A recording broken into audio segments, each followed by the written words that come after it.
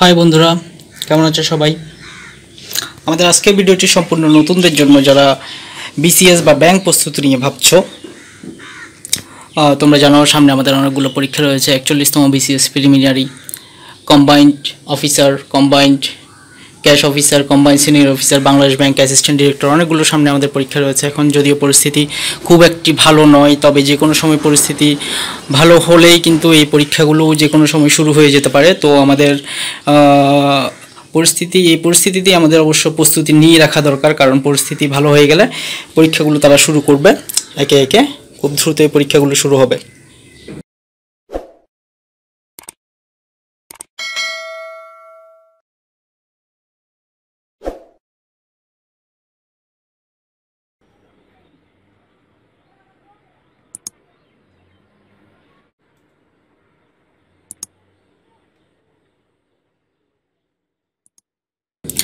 তো শুরুতেই আমরা দেখব নতুনরা বেশ কিছু বিষয় নিয়ে ভাবে। এগুলো হলো যেমন কখন চাকরির প্রস্তুতি শুরু করব, আগে কি ছোট একটি জব দিয়ে শুরু করব কিনা, বিসিএস নাকি ব্যাংকের প্রস্তুতি নেব, কোচিং করব কিনা, প্রিপারেশন কি ঢাকায় গিয়ে নিতে হবে, এই ধরনের অনেক বিষয় নিয়ে তারা ভাবে।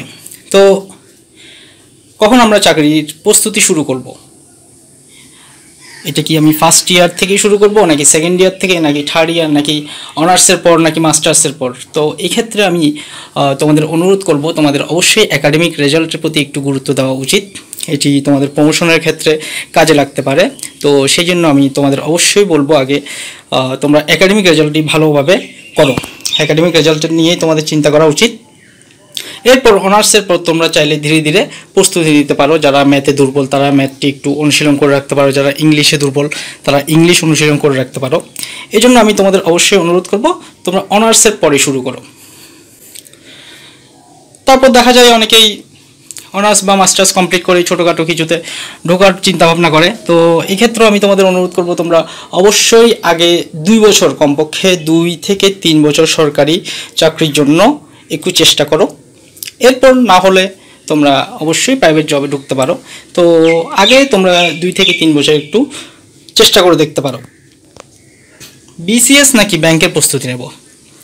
আচ্ছা বন্ধুরা, বিসিএস প্রস্তুতি দেখা যায় সকলেই নেয়, কিন্তু ব্যাংকের প্রস্তুতির জন্য আমাদের অবশ্যই একটু ম্যাথে দক্ষ হতে হবে। ম্যাথে দক্ষ না হলেও সমস্যা নাই, তোমরা অনার্সের পরেই শুরু করে দিতে পারো। অনার্সের পরেই ম্যাথের ধীরে ধীরে ম্যাথ করলে ম্যাথটা চলে আসবে। তো ম্যাথ অবশ্যই একটু দক্ষ হওয়া উচিত ব্যাংকের চাকরির জন্য। আর বিসিএসটা সবাই পরীক্ষা দিতে পারে, বিসিএসটায় কোনো সমস্যা নেই। তো বিসিএস প্রস্তুতি সবাই নিতে পারে, কিন্তু ব্যাংকের জন্য অবশ্যই আমাদের ম্যাথে দক্ষ হওয়া উচিত। কোচিং করব কিনা, দেখা যায় যাদের একটু বয়স হওয়ার সাথে সাথে পড়ালেখায় মন উঠে যায়, তো তাদের জন্য আমি পরামর্শ দেবো, তোমরা ভাই কোচিং করো। যদি মন বসে তাহলে কোচিং করার দরকার নেই। তবে তোমরা চাইলে ধীরে ধীরে তোমরা চাইলে পরীক্ষাগুলো দিতে পারো। কোচিংয়ে যে মডেল টেস্ট পরীক্ষাগুলো হয়, তোমরা চাইলে এগুলো দিতে পারো। তোমরা এতে করে নিজেদেরকে অন্যদের সাথে কম্পেয়ার করতে পারবে। প্রিপারেশন কি ঢাকায় গিয়ে নিতে হবে কিনা? হ্যাঁ, ঢাকা যেহেতু বাংলাদেশের রাজধানী, সেন্টার, সব পরীক্ষা ঢাকায় হয়। তো যারা সব ধরনের পরীক্ষায় দিতে চাও, যেমন বিসিএস ও ব্যাংক ছাড়া অনেক পরীক্ষা আছে, সব পরীক্ষায় ঢাকায় হবে। তো তোমরা যদি সব ধরনের পরীক্ষায় অংশগ্রহণ করতে চাও, মাসে যেহেতু 2-3টা পরীক্ষা হয় ঢাকায়, তাই তোমরা চাইলে ঢাকায় গিয়ে প্রস্তুতি নিতে পারো। আর শুধুমাত্র বিসিএস বা ব্যাংক এই দুটোর ইচ্ছা থাকলে আমি বলবো, তোমরা স্ব অবস্থানে থেকে তোমাদের যেখানেই স্টাডি ভালো হয় তোমরা সেখান থেকেই প্রস্তুতি নিতে পারো।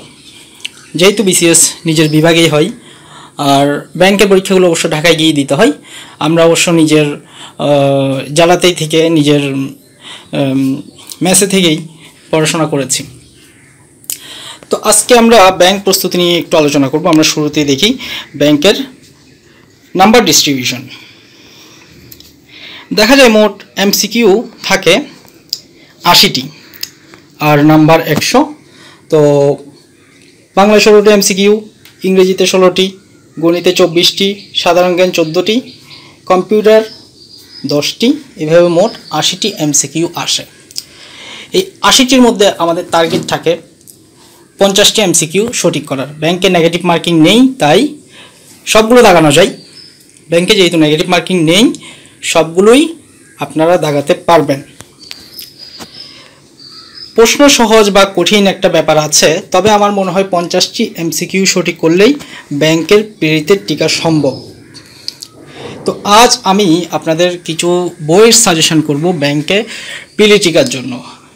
বিশেষ করে এই বইগুলোই আমি ফলো করেছি, আমি অনেক বই ফলো করেছি, তবে আমার মনে হয়েছে এই বইগুলো ফলো করলেই ব্যাংকের পিলি টিকা সম্ভব। তো বন্ধুরা, আমরা ব্যাংকের প্রয়োজনীয় বইগুলো একটু দেখি।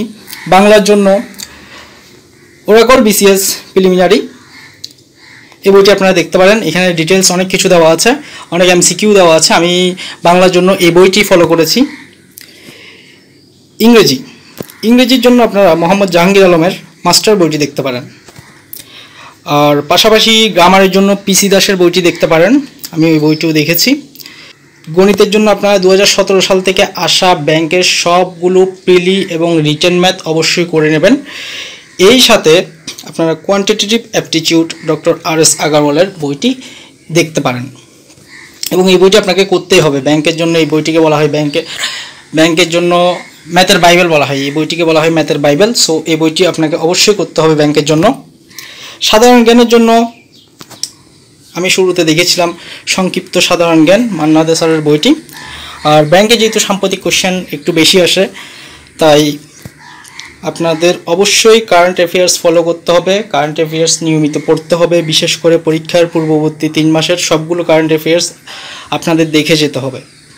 কম্পিউটারের জন্য আপনারা ইজি কম্পিউটার ও তথ্য প্রযুক্তি জর্জ সিরিজের এই বইটি অবশ্যই আগে দেখে নেবেন, এবং পরবর্তীতে আপনারা এক্সাম বেদার কম্পিউটার অংশটি দেখবেন। এক্সাম বেদার একটি বই বের করেছে ধীমান নাথ দাদা, অথবা এটি পিডিএফও পাওয়া যায়, কম্পিউটার অংশের পিডিএফ পাওয়া যায়। তো কম্পিউটারের জন্য আপনারা এই দুটি দেখতে পারেন। আর এই সাথে অবশ্যই আপনারা বিগত বছরের সবগুলো কোশ্চেন দেখে যাবেন। 2017 সালের পর থেকে বা 2017 সালের আগের সবগুলো কোশ্চেন অবশ্যই দেখে যাবেন। এতে করে আপনাদের ব্যাংকের মোটামুটি একটি প্রস্তুতি হয়ে যাবে। আশা করি ব্যাংকে পিলিতে আপনারা সফল হবেন।